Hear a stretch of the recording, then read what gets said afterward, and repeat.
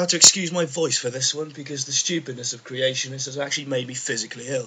In today's thrilling instalment of me telling people just how batshit insane they are, I'll be answering a challenge set forth by everyone's favourite ex-atheist, reborn, Bible-thumping motorbike enthusiast, ShockofGod. As we all know, ShockofGod hosts a creationist radio show and also calls into other shows with his triumphal marches of illiterate bottom dribble he likes to consider persuasive argument. As much as I'd like to respond with a few quick comments on his videos, yet again I face the wall of creationist censorship, so here's a video instead. Now I like to use little googly-eyed heads as avatars in my videos, but Shock doesn't show himself, so by proxy I present you instead this haddock, riding a bike. Shock of Haddock regularly features my personal favourite illiterate, NephilimFree, on his shows. They seem to get along very well together, which does not bode well for Shock's integrity as a source of scientific fact or logical argument. An interesting point is that Nephilim lists web design as a hobby, which gives Shock no excuse for his vomit-inducing website. Seriously, it looks like he's advertising for autism awareness, and just listen to the soundtrack. We have got to lay our lives down for the purposes of God.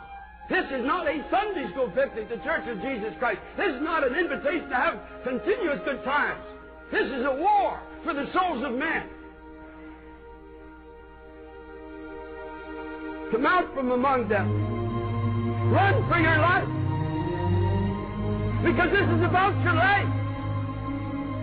It's not just about an opposing theology or conflicting viewpoint on Jesus. This is about your life.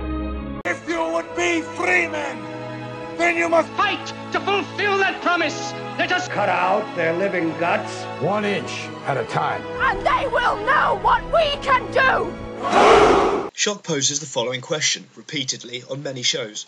This show, we're inviting atheists to call in and provide proof and evidence that atheism is accurate and correct. At no point does he allow anyone enough time to answer, instead talking over them and asking the same question over and over, and then claiming victory when they can't answer.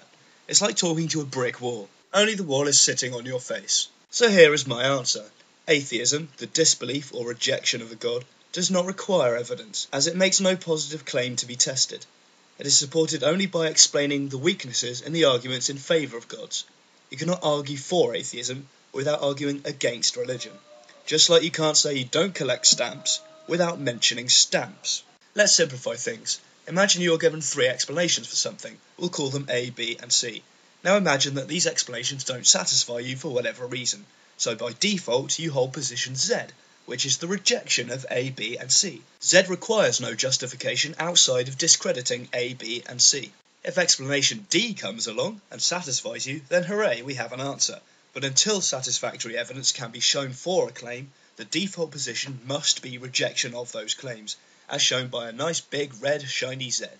Understand that, Shock? Until you provide empirical evidence for your claims, I won't believe them, and my disbelief is justified. Now let's see a real-world example. Here's a closed box. You can't open it, so you can't see what's inside. 3 options are given. It could either be a giraffe on roller skates. Unlikely, but we can't prove otherwise. It might be the Isle of Wight.